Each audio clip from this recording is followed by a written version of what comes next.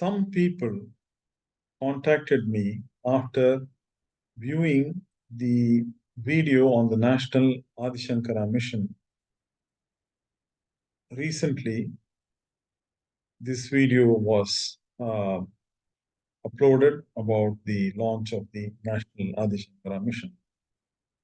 The questions that were posed to me were that they could not understand the motivation or the reasons for this National Adi Sankara Mission. In their view, the biography of Shankara was extremely well known. It was extremely well documented. The places connected with him had been clearly identified. Temples and monuments had been built at Kalady, and there was really nothing much more to go look for his maternal and paternal home and the associated temples. So I responded to these people saying that actually this was a very nice discussion. There was nothing, there was no animus or any of that tone in the discussion. It's a very congenial, amicable discussion. I countered and said that if everything about Shankara was known, how come we do not have a single ancient national monument to Shankara in this country? When I say monument, ancient monument, I refer to any place, any temple, shrine, structure, house, edifice, group of images that have been connected back to Shankara through archaeological or Indological evidence, hard evidence. And that is why I said we need to have a National Adi Sankara Mission. The primary reason being we know very little about Shankara. That left these people who had raised these queries even more confused, and I promised that I would answer their queries very thoroughly. When you look at the source of Shankara's life, it has so far been the Shankara Vijayas. There are over a dozen Shankara Vijayas, and these, were all found as manuscripts. So here is one manuscript that you see, paper manuscript. They could be in Nagari, Devanagari. They could be in other languages such as Telugu. Okay, but primarily they were all in Sanskrit. Devanagari, Sanskrit written in Devanagari. So there are several Shankara Vijayas, Vyasachala, Chidvilasya, and others. A prominent one among them is the Govindanatha's Shankara Vijaya, which is also known as the Kerala Shankara Vijaya because it hails from Kerala. The most well-known Shankara Vijaya is the Madhaviya Shankara Vijaya, which was published by Anand Ashram in Pune in 1930s.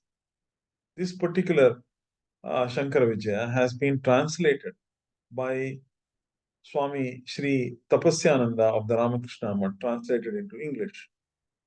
So there are, as I said, a plethora, at least a dozen, if not more, Shankara Vijayas.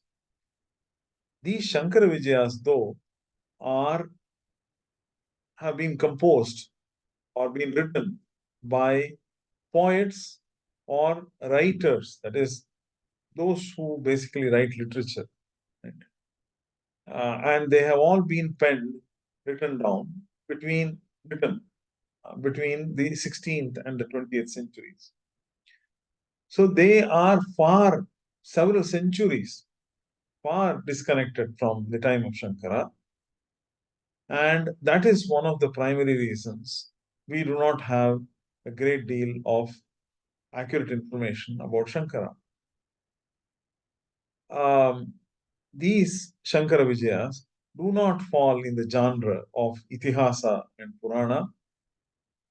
They at best can be considered to be marginal sources of history, though they are the preeminent guide in the case of Adi Shankara.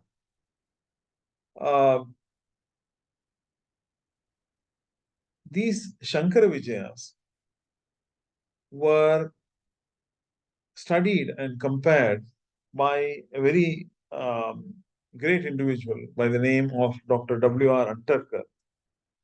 His PhD thesis, this is his PhD thesis, which was republished later. It is entitled Shankara Vijayas, a comparative and critical study. Right? It was originally conducted, his thesis was conducted at the Bhandarkar Oriental Research Institute in Pune, which formed at that point in 1960s, formed a part of the University of Pune. Dr. W.R. Antarkar traveled the length and breadth of our nation, collected various manuscripts, that is, he copied down in this form, copied down various manuscripts in various, from different libraries, manuscript libraries across India. He also went and saw many of the places connected with Adi Shankara and wrote about them in his monumental PhD thesis on the Shankara Vijayas.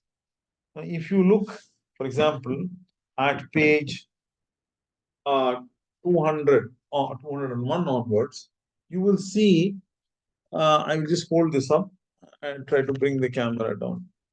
You will see a bunch of lists, okay, in each of these pages. You will see a bunch of lists. Okay. These lists refer to the places which Shankara is said to have visited. And so there are many lists from each of the Shankara Vijayas. He gives us lists of places that Shankara is said to have visited. And the list of these places, some of the names, some of the places are generally agreed upon in Shankara Vijayas. But many of the places, there is no disagreement of the places that he visited. Mr. Antarkar points out that there is a lot of disagreement between the Shankara Vijayas about the life of Shankara. In addition to that, if you look at the Madhavya Shankara Vijayan, in the second canto, it talks about the birth of Shankara as having taken place in Kalady. The way it describes this is that there is a place, there is a temple called Vrishachala, close to which Purna river flows, and Kalady is a village in that region or in that area. Now, if you look at the map, Kalady and the Purna or Periyar river are more than 50 kilometers away from Thrissur or Trishivapperu, as is the classical name of Thrissur.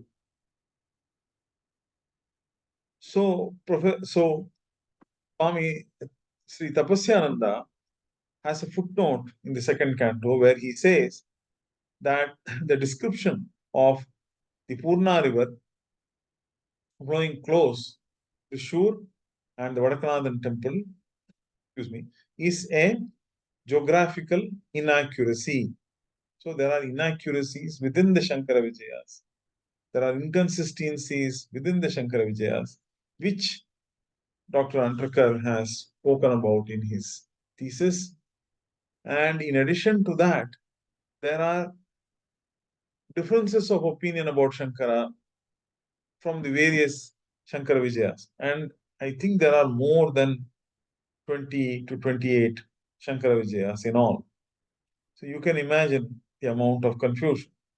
For the last 150 years or so, may not be 150 years, 1878 onwards.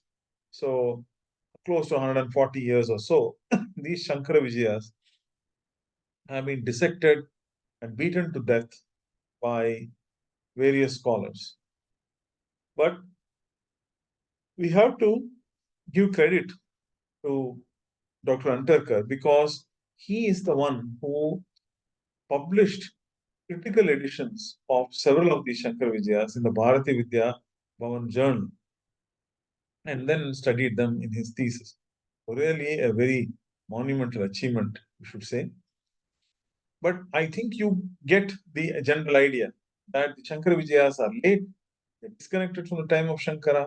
There are inaccuracies within them, there are inconsistencies within them, there are disagreements within them.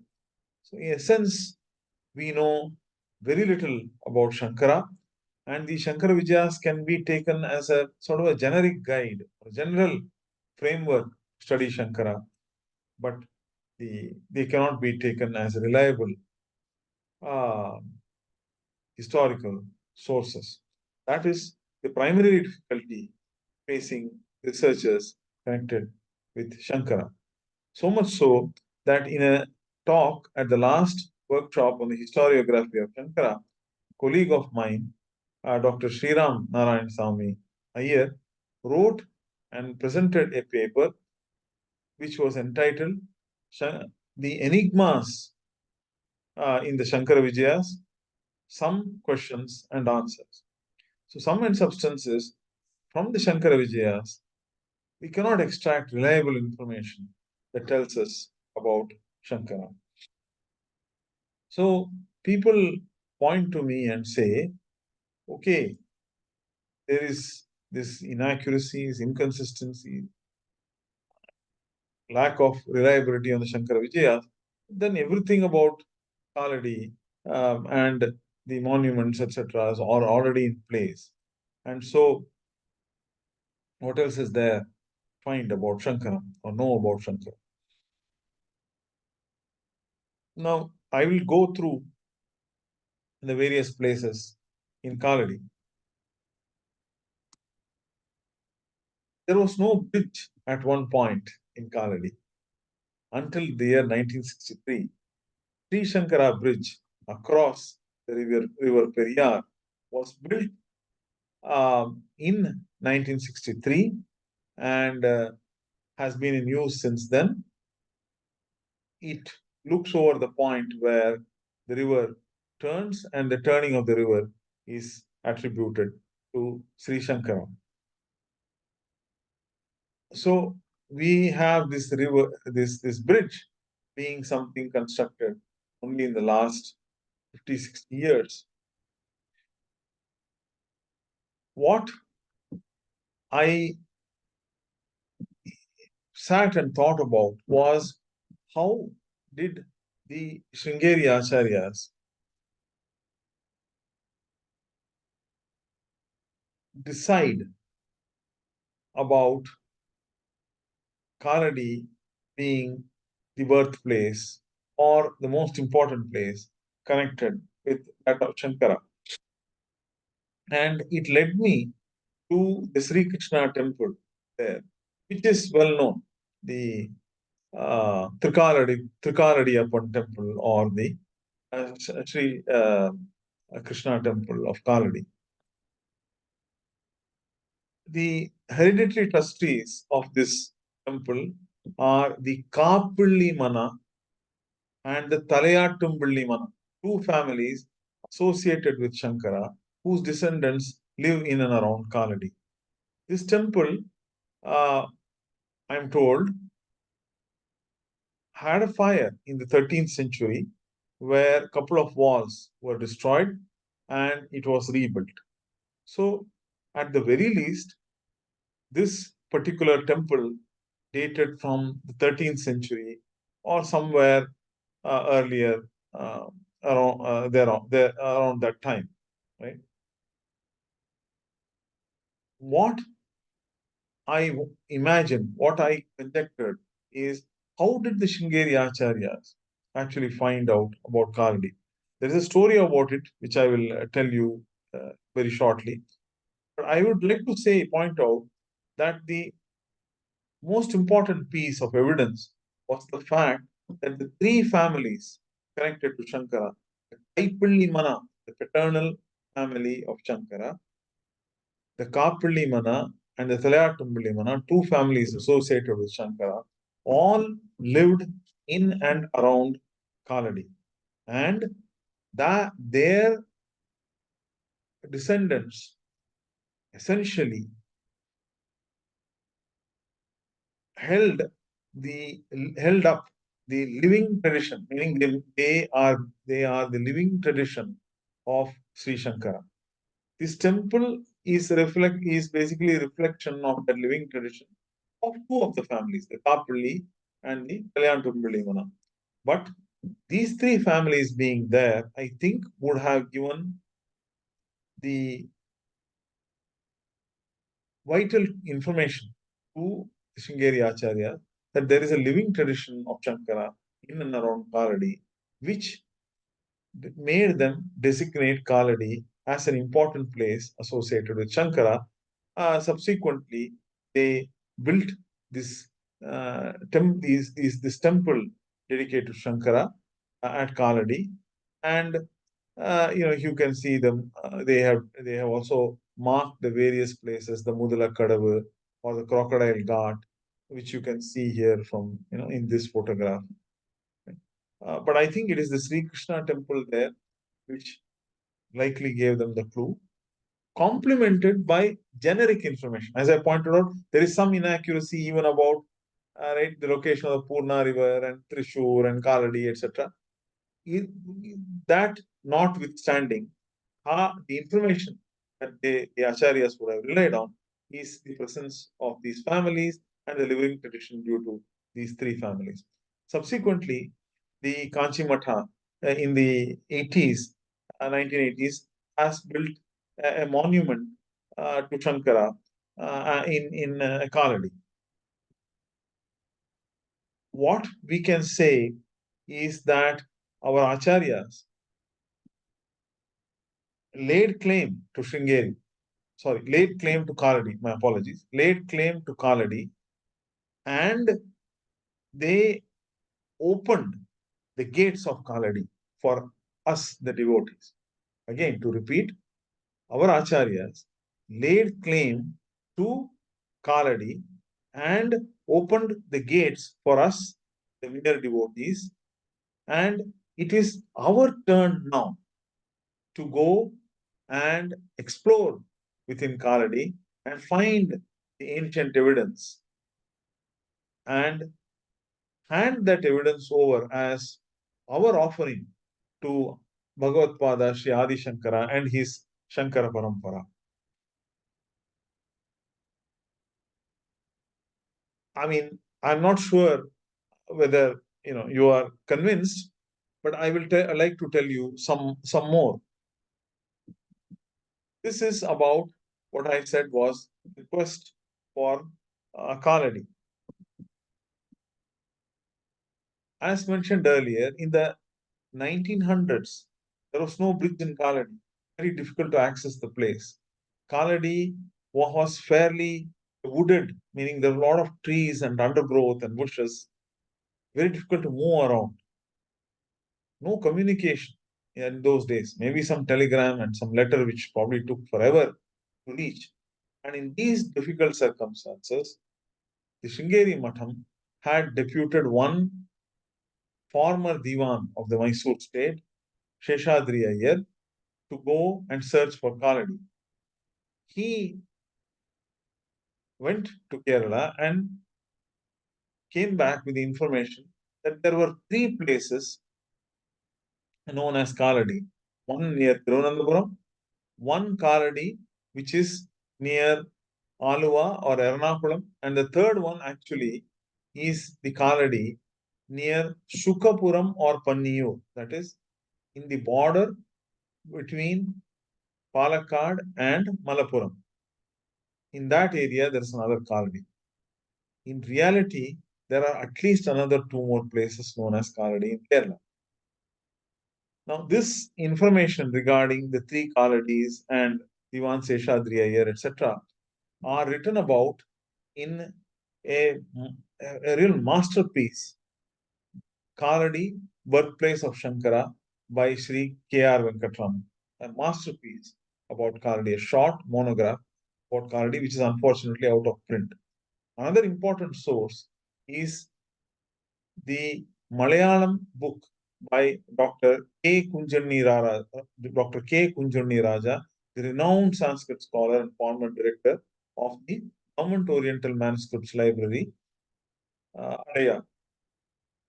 He too talks about the families living there, about Kaladi, etc. Now, what we know from from Sri K.R. Venkatraman's book and this video, which is called Kaladi, the Triumph of Faith Over Time, which is available on YouTube, is about these three Kaladis, etc.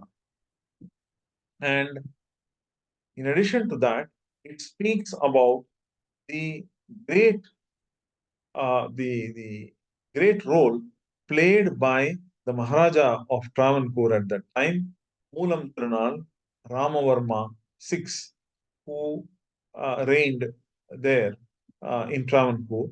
He acquired the lands from the Kapalli Mana, and he then subsequently handed them over to the Chingeri Matha for building uh, of the temple and uh, Matha, etc., for Sri Shankara. This is an old photograph from the 1900s, which uh, shows the consecration ceremony done at the turn of the last century. What I would like to say is that it is very odd that the Maharaja had formed the Kerala State Archaeological Department in 1908, and the great scholar, Indologist, and Sanskrit scholar T.A. Gopinath Rao was installed as the first superintending archaeologist of the Kerala State Archaeological Department. That was in 1908. Now, the activities of finding Kaladi by Diwan Seshadri began in 1904, and by the time the consecration was done, it was 1910. So, the Kerala State Archaeological Department, I mean, this is a photograph of current headquarters, Sundarvilasam Palace of the Kerala State Archaeological Department. The Kerala State Archaeological Department was just being formed, and by that time, this quest for Kaladi had already taken shape and had been completed. Because it was puzzling me as to why the Maharaja of Travancore would have not asked T.A. Gopinath Rao to go and search for all the ancient evidence regarding Shankara in and around Kaladi and inform him about the same. And as I thought about it, I realized that for the Maharaja of Travancore, I mean, there is actually the current, the previous, previous descendant and the Maharaja, the last Maharaja of Travancore, who has given an interview in this video. For them, it appears that it was more a matter of faith, a diktat from their guru, saying that we have to find Kaladi and we have to build a temple honoring Shankara there. So they took it as orders from their guru, and they faithfully executed his instructions in basically developing Kaladi. So it was thus quite obvious as to why the Maharaja did not um, ask Gopinath Rao to go and conduct a thorough archaeological survey there, because for him, for the Maharaja, it was a matter of faith more than a matter of archaeology. Okay, so I think that I have told you as much as I have read, as I have seen, and as I have thought about uh, the discovery of Kalady. I do not want to belittle in any way or cast aspersions or in any way denigrate the discovery of Kaladi because it was a very difficult task under trying circumstances which was executed by the Shringeri Acharyas. So we have to give them due credit for what they have done. But I think the time has come for us to find the ancient information which lies strewn around, sort of lies strewn about in Kaladi, and make that as an offering to Bhagavad Pada and his Shankara Parampara. That it should be our role. What do we expect to, I mean, that is what kind of ancient evidence?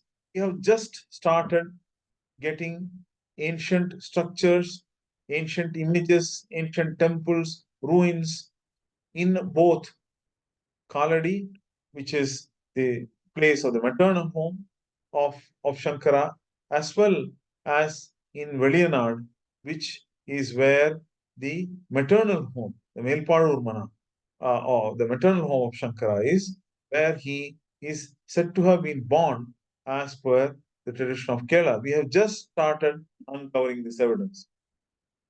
So I will wrap up this video by saying that it has been a great task to find Kaladi. This is certainly the place where the Kaipullimana, the Kapullimana and the Talayattumpullimana, three families resided in ultimately and continue to reside in. And due to their living tradition, we can say that there is a connection, Ankara. There is a lot of hard evidence strewn about even today in and around Kaladi. And it is our job, and also in Veliyanad, which is where maternal home of Shankara is, it is our role to go and find this information and formalize the connection to Shankara. This is the first part of the video series on the motivation. I will stop there because it is getting very lengthy, and I will now speak to you about the motivation in the next video. Thank you very much.